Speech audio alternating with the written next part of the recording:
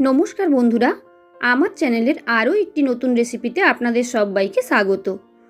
আজ শেয়ার করব কুমড়ো শাকের চচ্চড়ি বা কুমড়ো শাকের রেসিপি যাই বলতে পারেন। তো অনেকেই এমন আছেন শাকসবজি একদমই পছন্দ করেন না, বিশেষত এই কুমড়ো শাক। তো আজকের রেসিপি ফলো করে যদি বানিয়ে নেন, আমি কথা দিচ্ছি অবশ্যই আঙুল চেটে পুটে খাওয়ার খাবেন। তো অবশ্যই রেসিপিটা শুরু থেকে শেষ অবধি দেখতে থাকুন, আশা করি ভালো লাগবে। আর ভালো লাগলে লাইক, কমেন্ট, শেয়ার আর আরও নতুন নতুন রেসিপি পেতে চ্যানেলটাকে সাবস্ক্রাইব করে দেওয়ার অনুরোধ সকলের কাছেই রইল। তো কুমড়ো শাকের রেসিপি বানানোর জন্য প্রথমে কড়াইতে সর্ষের তেল দিয়ে তাতে বড়িগুলো দিয়ে আমি ভেজে নিলাম। বড়িগুলো তুলে নিয়ে ওই তেলের মধ্যে দিয়ে দিচ্ছি আমি শুকনো লঙ্কা আর 5 ফোড়ন।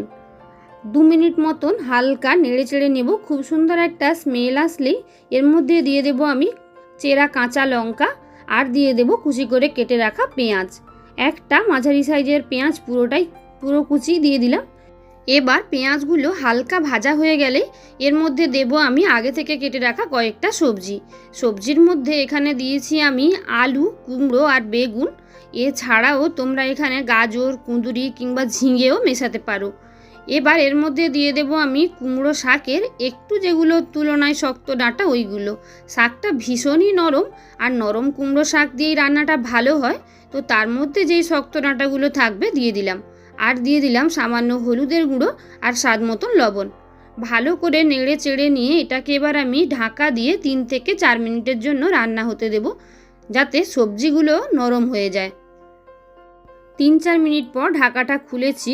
তোমরা দেখো আলু, কুমড়ো, বেগুন যেহেতু খুব তাড়াতাড়ি হয়ে যাওয়ার সবজি, এজন্য কিছুটা নরম হয়েই গেছে। এবার এর মধ্যে দিয়ে দিলাম আমি কেটে রাখা বাদবাকি কুমড়ো শাক আর নরম ডাঁটাগুলো। ভালো করে এবার সব কিছু মিশিয়ে নিতে হবে। এখন আর এক্সট্রা করে একদমই লবণ দেওয়ার দরকার নেই, কেন কি শাক যতই থাকুক বেশি রান্না করলে একদমই কমে যায়। তাই ওই সবজির মধ্যে যা লবণ আছে তাতেই পুরো রান্নাটা হয়ে যায়। তো ভালো করে মিশিয়ে নিচ্ছি শাক সবজি। আবারও এটাকে ঢাকা দিয়ে আমি 2 থেকে 3 মিনিট রান্না হতে দেব। দেখো 2-3 মিনিট পর আবারও ঢাকাটা খুলছি। তোমরা দেখতেই পাচ্ছ শাকও অনেকটা নরম হয়ে গেছে, আর তার সাথে সবজিগুলো একদমই সুসেদ্ধ হয়ে গেছে। তো খুব ভালো করে রান্নাটা দেখো জলটা একদমই শুকিয়ে গেছে। এবার এর মধ্যে ভালো করে একটু নেড়ে চেড়ে নিয়ে দিয়ে দেব একদম অল্প একটুখানি সর্ষে, 1/2 চা চামচ মতন সর্ষের গুঁড়ো জল দিয়ে রেখেছিলাম। ওই জল দিয়ে ভিজিয়ে রাখা বেটে রাখা সর্ষেটা দিয়ে দিলাম, আর দিয়ে দিলাম 1/2 চা চামচ মতন জিরের গুঁড়ো। আবারও খুব ভালো করে নেড়ে চেড়ে নিচ্ছি। দেখতেই পেলে এক্সট্রা একদমই জল দিইনি, ওই সর্ষের বাটাতে যতটুকু জল ছিল তাই।